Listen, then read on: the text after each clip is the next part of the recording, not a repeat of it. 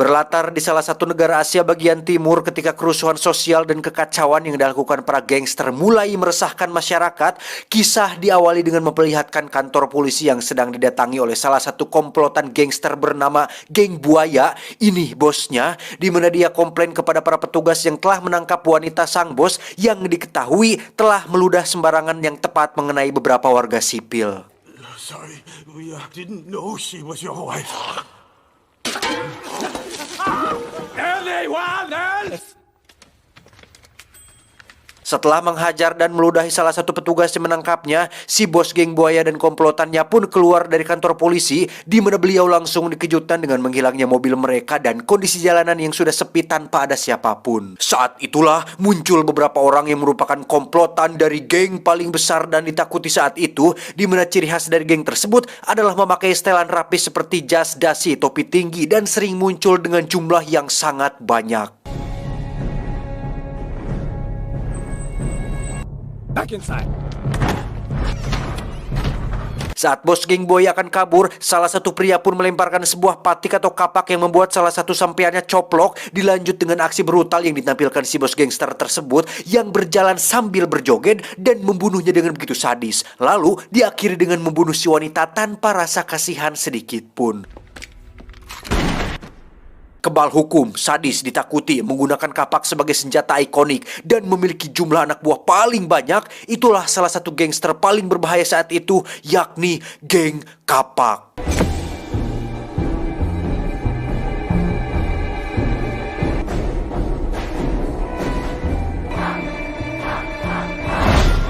Dan inilah Kung Fu Hustle.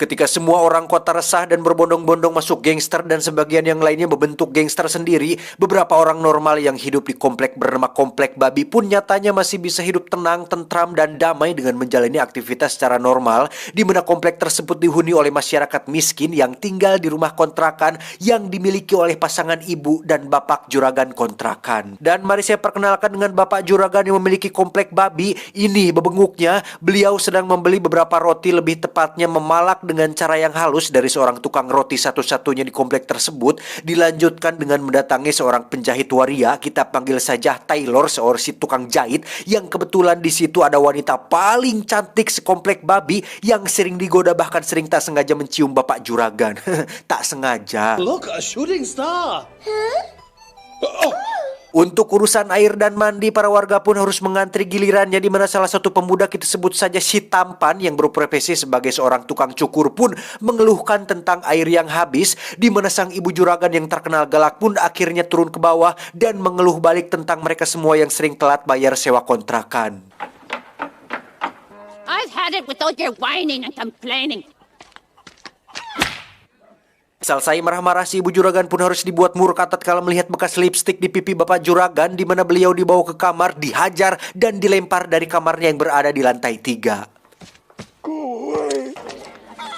Dan akhirnya kita akan melihat sang tokoh utama kita yang bernama Sing. Ini pamatuknya yang ternyata tidak lebih dari seorang gelandangan yang bercita-cita ingin menjadi anggota geng kapak, di mana dia dan adik-adikannya yang bernama Bom Bom pun berpura-pura datang ke tempat cukur si tampan, memintanya merapikan rambut, mengintimidasinya dengan tato kapak yang terdapat pada tetek berlemaknya, yang pada intinya mereka berdua berniat untuk memeras si tampan. Karena si Bom Bom tertidur saat beraksi, Sing pun harus mengatasi masalah sendirian ketika beberapa warga mulai mengerubutinya perihal pemerasan terhadap si tampan, di mana Sing menantang satu persatu dari mereka, yang ternyata warga Komplek Babi bukanlah warga biasa yang sembarangan. Come here.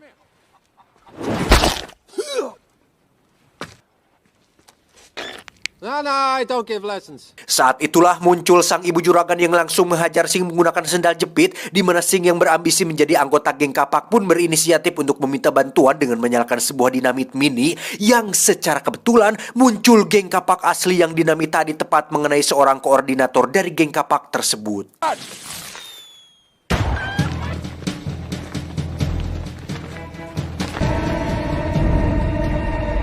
Karena kesal kepalanya terkena dinamit, si koordinator pun melayangkan kapaknya ke si tampan yang justru membuatnya langsung terlempar dan nyangsang di tong sampah, di mana geng kapak akhirnya melepaskan petasan untuk meminta bala bantuan kepada para anggota yang lain.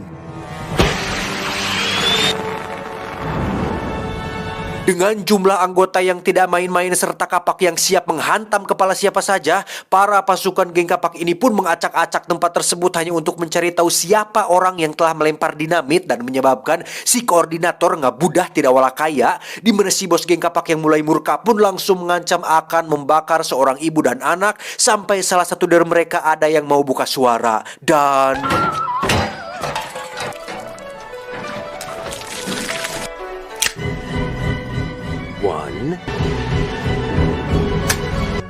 It was me. ya, seorang kuli panggul pun akhirnya turun tangan, di mana teman-teman semua yang ada di rumah akan sangat dibuat terkejut tatkala mengetahui kemampuan yang dimiliki oleh si mas-mas kuli ini, di mana dia ternyata adalah seorang pendekar pemilik kaki besi yang tentu saja mampu menendang semua anggota geng kapak sampai benar-benar tak berdaya.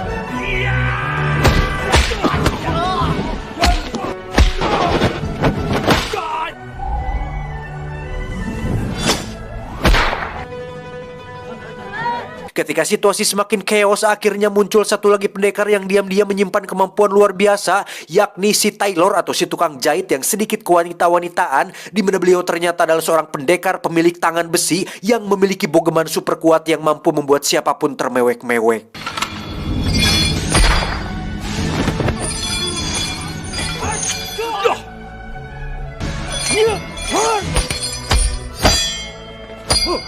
Dan terakhir, muncullah si tukang roti yang memiliki julukan sebagai pendekar tongkat 6 penjuru, di mana mereka bertiga sebenarnya adalah para legenda yang sangat unggul pada masanya, yang memutuskan untuk menjadi orang biasa dan tinggal di komplek babi ini.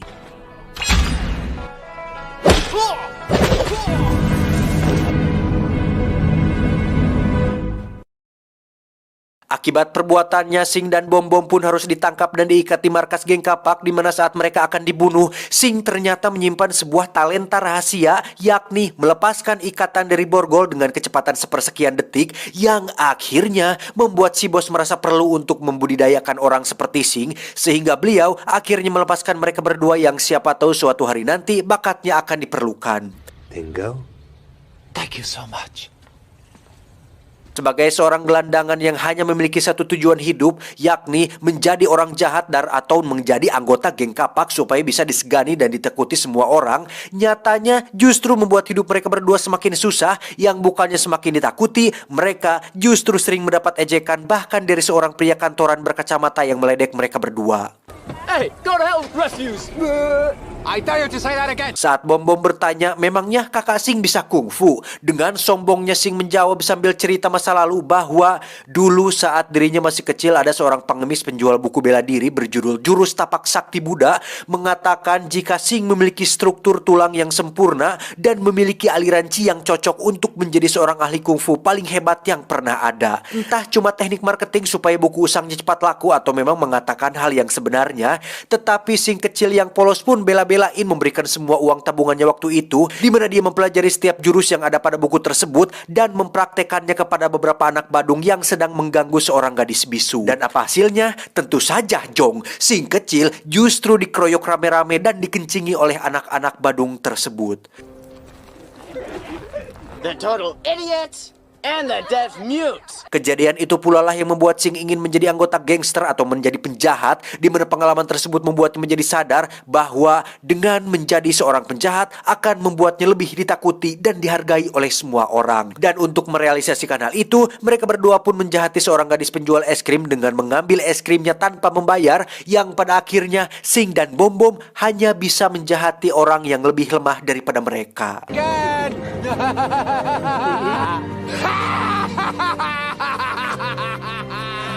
Kembali ke komplek babi, di mana si ibu juragan justru marah kepada si kuli, si tukang roti, dan si penjahit oleh karena tindakan sok pahlawan mereka justru akan memancing lebih banyak teror dari para gangster, yang tindakan heroik mereka bertiga akhirnya dihargai oleh si ibu dan si anak yang pada kejadian tadi sempat akan dibakar.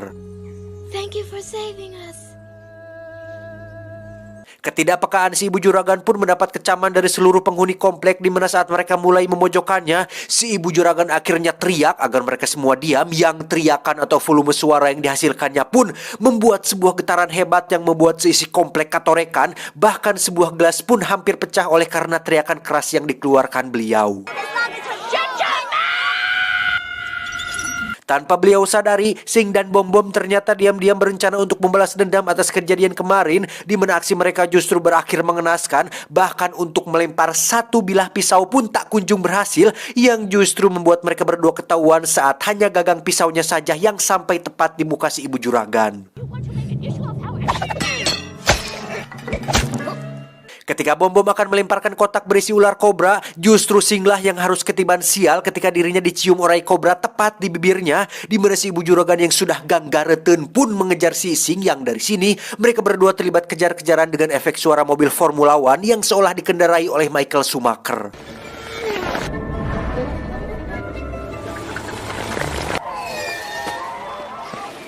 Selesai dengan kesialan hari ini, Sing pun harus menderita sendirian di dalam sebuah gardu listrik bekas tempat dia biasa nongkrong bersama Bom Bom, di mana Sing yang mengalami beberapa rasa sakit pun mencoba untuk membuat rasa sakitnya berkurang dengan memukul-mukul tangannya sendiri, di mana kita semua akan dibuat terkejut ketika melihat Sing mampu memukul dinding besi dengan tangan kosong yang tanpa dia sadari, hal itu berhasil membuatnya sembuh dengan cepat.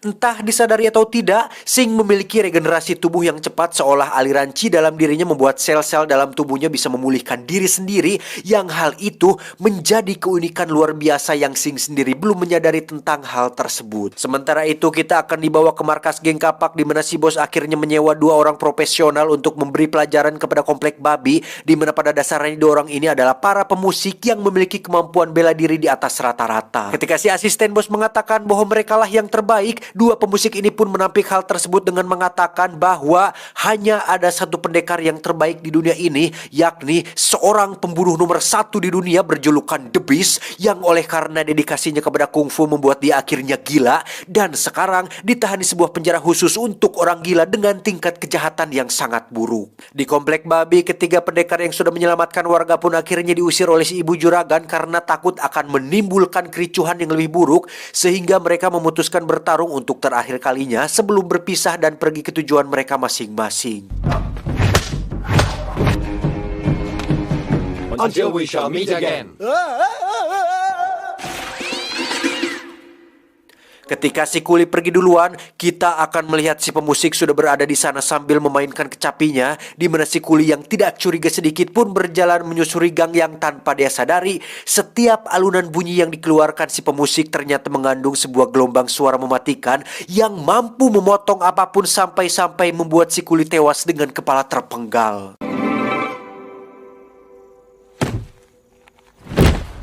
Bersamaan dengan itu, si pemusik yang satunya lagi pun mendatangi si penjahit untuk membunuhnya juga. Namun si penjahit yang sudah menyadari akan kedatangan seorang ahli kungfu pun langsung menggunakan ten ringnya seperti Shang-Chi, di mana si pemusik tersebut memiliki sebuah kuku tajam layaknya Wolverine yang mampu mengoyak apapun yang disabetnya.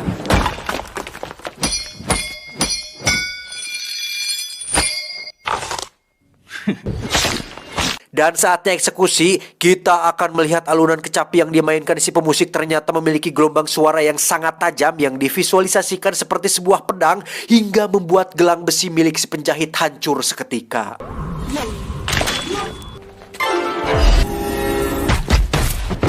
Dan ketika si penjahit sudah tak memiliki apapun untuk bertahan, muncullah si pendekar tongkat 6 penjuru yang langsung menghalau semua serangan si pemusik, di mana tongkat 6 penjurunya ternyata tetap tak mampu melawan gelombang tajam milik kedua pendekar tersebut dan justru harus mengalami luka parah pada ketua tangannya.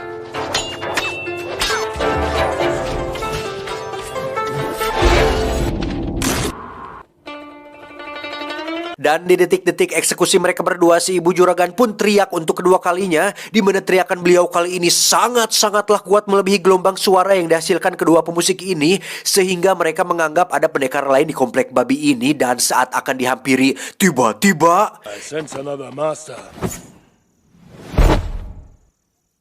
Ya, tanpa terlihat sedikit pun si Bapak Juragan sudah berada tepat di tengah-tengah mereka berdua, di mana saat kedua pemusik ini melakukan serangan, justru mereka berdua sendirilah yang terluka.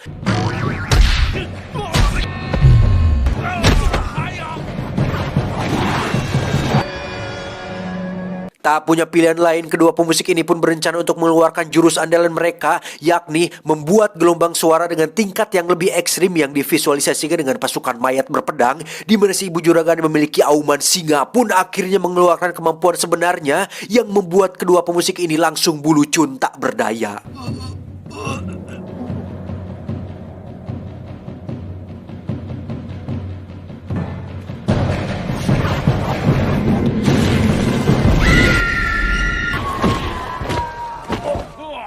Untuk si bos yang sengaja datang ke sana untuk menonton, dia pun harus kena mental tatkala si ibu dan si bapak juragan tiba-tiba sudah berada di dalam mobilnya, mengintimidasinya dan mengancam akan meremukan tulangnya jika geng kapak berani datang ke sini lagi.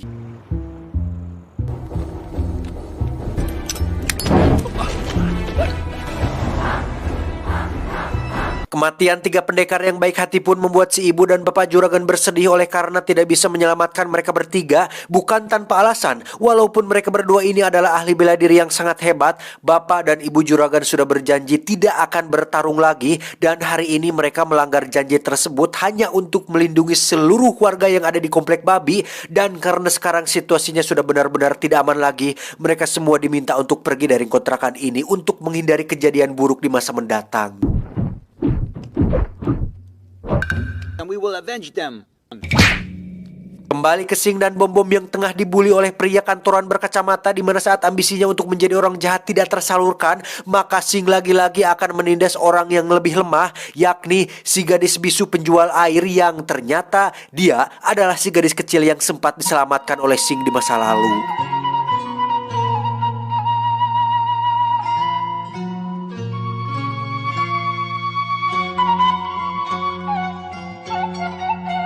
Dan karena saat itu si gadis belum sempat berterima kasih, dia pun masih setia menyimpan permen yang dulu sempat akan diberikan kepada si Sing, sehingga ketika sekarang mereka berdua bertemu, si gadis pun berniat untuk memberikannya. Tetapi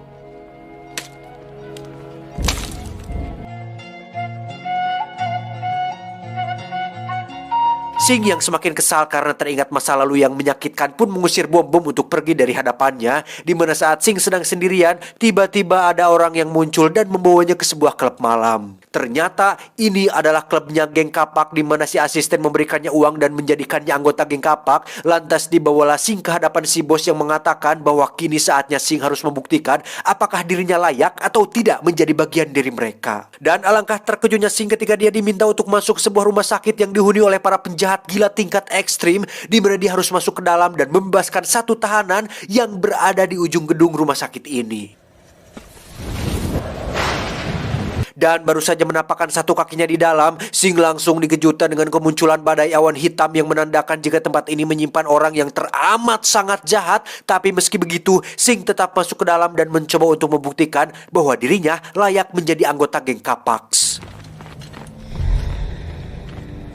Dan ketika berada di lorong sel yang dituju, Sing pun mengalami halusinasi ketika darah membanjiri lorong tersebut, layaknya scene pada adegan film Shining karya Stanley Kubrick, yang memang Stephen Chow sepertinya ingin meniru scene tersebut.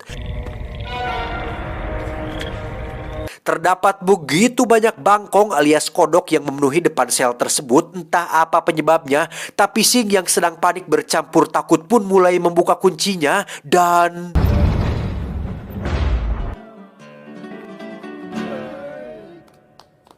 Ya, inilah pembunuh nomor 1 yang sempat diceritakan oleh kedua pemusik tadi, yakni The Beast, yang digadang-gadang sebagai pendekar sekaligus penjahat paling berbahaya di dunia, tak terkalahkan, memiliki kemampuan bela diri yang sangat tinggi, dan sengaja menjadi penghuni rumah sakit jiwa karena menganggap tidak ada pendekar yang mampu menandingi atau memberikan perlawanan menarik di dunia ini. Dan jika memang ada ahli bela diri yang sanggup menandingi kemampuannya atau setidaknya memiliki aura seorang petarung sejati, maka The Beast pasti sudah keluar sejak lama dari rumah sakit tersebut yang jika dia ingin keluar dari kemarin-kemarin pun pasti sudah keluar sendiri tanpa bantuan dari siapapun. Dan dengan penampilan layaknya pria paruh baya pengangguran dengan sendal jepit merek Swallow pun membuat geng kapak ragu jika dialah The Beast sang pembunuh nomor 1, sehingga dengan sangat-sangat hormat The Beast diminta untuk menunjukkan sedikit kemampuannya. Bukan tidak percaya, tapi mereka butuh melihat seperti apa gayanya. Dan apa jawaban The Beast?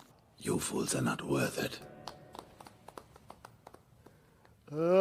Karena didesak si Bosing pun terpaksa harus turun tangan langsung untuk menguji seberapa hebat The Beast ini. Dan dengan kepalan tangan jahanamnya, Sing pun dengan PDD-nya mengancam akan membogem bebenguk The Beast. Dan saat itulah salah satu anggota dengan beraninya meninju wajah The Beast kemudian mengarahkan pistol kepadanya yang langsung diambil dengan cepat oleh The Beast sendiri, di mana mereka semua langsung dibuat olohok ketika melihat The Beast mengarahkan pistol ke kepalanya dan menarik pelatuknya yang dengan kedua jarinya. The Beast bisa menangkap peluru tersebut dengan kecepatan yang sangat mustahil.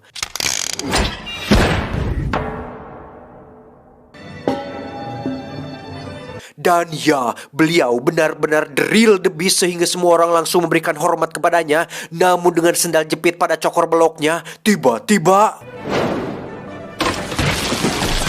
ya, The Beast bisa mengetahui dan merasakan kedatangan dua ahli bela diri dari aura atau Chi yang memang hanya bisa dirasakan oleh para ahli seni bela diri tingkat tinggi seperti Son Goku di Dragon Ball, di mana kedua pendekar itu ternyata adalah si ibu dan bapak juragan yang memang juga bisa merasakan adanya aura jahat yang muncul dari tubuh The Beast. Dan saatnya mereka bertarung, tiba-tiba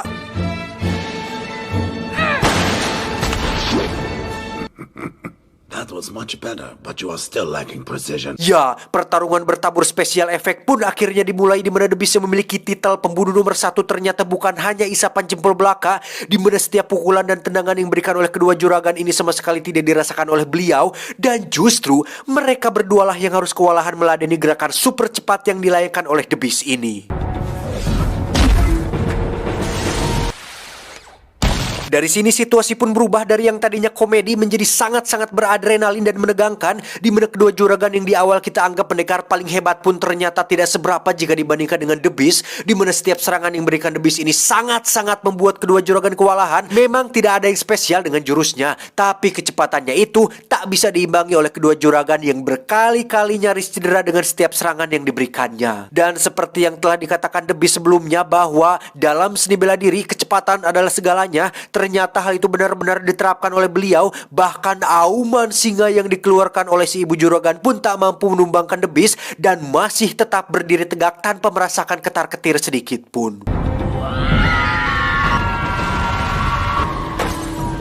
Ketika semua jurus biasa tak mempan terhadap The Beast, si ibu juragan pun tidak punya pilihan lain selain menggunakan jurus pamungkas terakhirnya, yakni teriakan singa melalui bel raksasa yang dibawanya, di mana bel tersebut akan menambah damage teriakan singanya karena bisa lebih memfokuskan gelombang suara yang muncul sehingga tingkat kerusakannya akan jauh lebih hebat dari sebelumnya.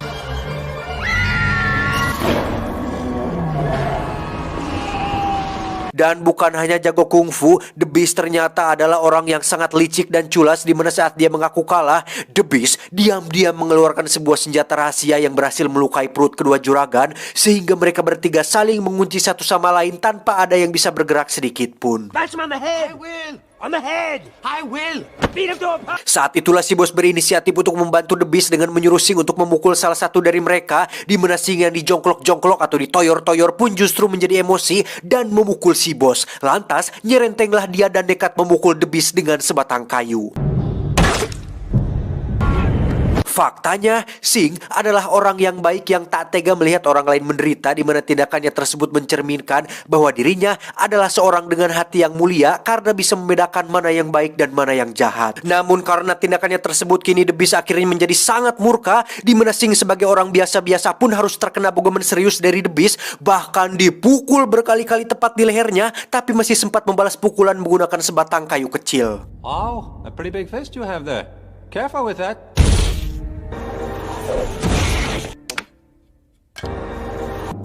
Dan tiba-tiba The Beast pun dikejutkan dengan menghilangnya kedua juragan beserta tubuh si Sing, di mana si bos geng kapak yang terus nyerocos pun akhirnya dibunuh oleh The Beast yang sekarang resmi menjadi pemimpin geng kapak yang baru.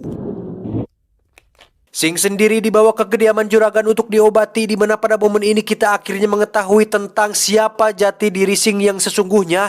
Karena jika kita perhatikan dari awal kemunculannya, Sing dengan segala komedinya pun ternyata sudah menunjukkan beberapa hal serius yang menandakan bahwa dia bukanlah pria biasa. Di antaranya saat masih kecil ketika si pengemis mengatakan bahwa Sing memiliki struktur tulang yang sempurna dan punya aliran chi yang berbeda dengan kebanyakan orang, ternyata kata-kata beliau tidak sepenuhnya teknik marketing, di mana Sing kecil memang sudah memiliki aura seorang pendekar, hanya saja belum terbuka potensinya. Kemudian saat dikejar si ibu juragan pun sekilas itu hanya komedi yang diselipkan, nyatanya hal itu sebagai sebuah simbol bahwa Sing memiliki kecepatan luar biasa yang dia sendiri tidak menyadari hal itu dan hanya muncul ketika dirinya berada dalam situasi terdesak. Dan terakhir adalah saat dirinya kesakitan dan memukul dinding besi gardu listrik. Hal itu faktanya sangat mustahil dilakukan oleh orang biasa, yang dimana dia juga bisa sembuh dengan cepat akibat aliran chi yang membuat sel-sel dalam tubuhnya bisa beregenerasi lebih cepat dari orang normal. Dan berkat pukulan kuat yang dilayangkan oleh The Beast berkali-kali, secara tak sengaja membuat potensi dalam diri Sing akhirnya terbuka. Ya, semacam membuka potensi otak menjadi 100% mungkin kalau di film Lucy mah. Yang pada intinya, insiden tadi akhirnya membuat Sing mengalami suatu perubahan drastis yang membuatnya bisa menjangkau seluruh potensi dalam dirinya. Dengan kata lain, Sing adalah satu dari sejuta kemungkinan orang yang bisa menguasai berbagai jurus dengan cepat tanpa harus mempelajarinya bertahun-tahun.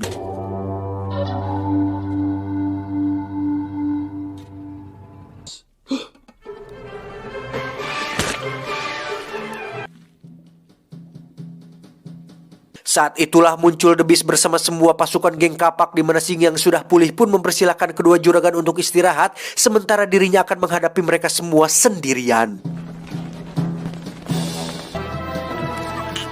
Dan di sini kedua juragan pun akhirnya mengakui bahwa Sing adalah yang nomor satu, sang ahli bela diri terbaik yang pernah ada di dunia ini. Satu lawan ratusan anggota geng kapak bukanlah sesuatu hal yang besar bagi seorang Sing yang sekarang, karena seperti laduni, kalian tahu laduni? Laduni itu semacam ilmu yang didapat berdasarkan pengalaman kerohanian atau kebatinan, jadi tidak perlu belajar secara fisik karena sudah muncul begitu saja dalam kepala. Sing yang sama sekali tidak pernah mempelajari ilmu bela diri terkecuali dari buku tapak Buddha waktu masih kecil pun tiba-tiba berubah menjadi sosok baru yang sangat pro, di mana instingnya sekarang menjadi sangat tajam setajam silet, memiliki kecepatan layaknya Silver Quick hingga mampu melihat semua orang dalam gerak lambat, menguasai jurus menggepengkan cokor tanpa pernah belajar, dan kekuatan tubuh yang super strength yang membuat pasukan geng kapak berterbangan dibuatnya.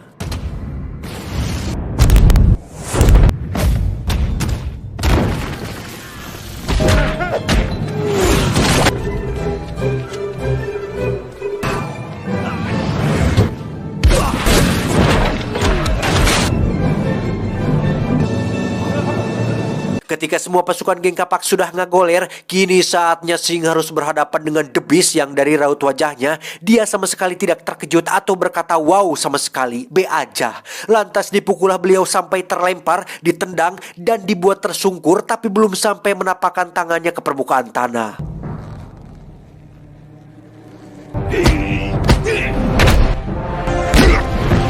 Dan apakah kalian ingat dengan begitu banyaknya bangkong alias kodok ketika The Beast masih di sel? Ya, hal itu ternyata bukan tanpa alasan, karena The Beast sudah bertahun-tahun mendalami sebuah jurus terlarang, yakni jurus kodok mati menahan nafsu, yang membuat tubuhnya bermutasi layaknya kodok sungguhan, di mana mutasi tersebut membuat jaringan ototnya menjadi sangat kuat sekuat otot bancet, dan memiliki kekuatan setara peluru dengan kecepatan yang sangat tinggi.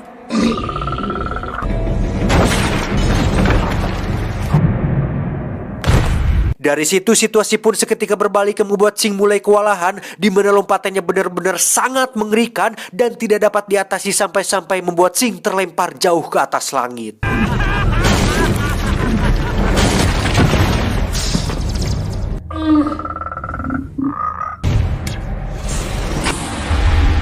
Pada momen ini Sing akhirnya mencapai titik tertinggi dalam hidupnya, yakni penemuan jurus yang sudah lama menghilang yang hanya ada di buku-buku legenda saja, seperti buku yang telah dipelajarinya waktu kecil. Dan dengan bantuan seekor burung elang, Sing akhirnya mendapatkan jurus tersebut secara alami yang divisualisasikan dengan munculnya sosok Buddha yang terbentuk dari awan, di mana jurus ini dinamai dengan jurus telapak sakti Buddha.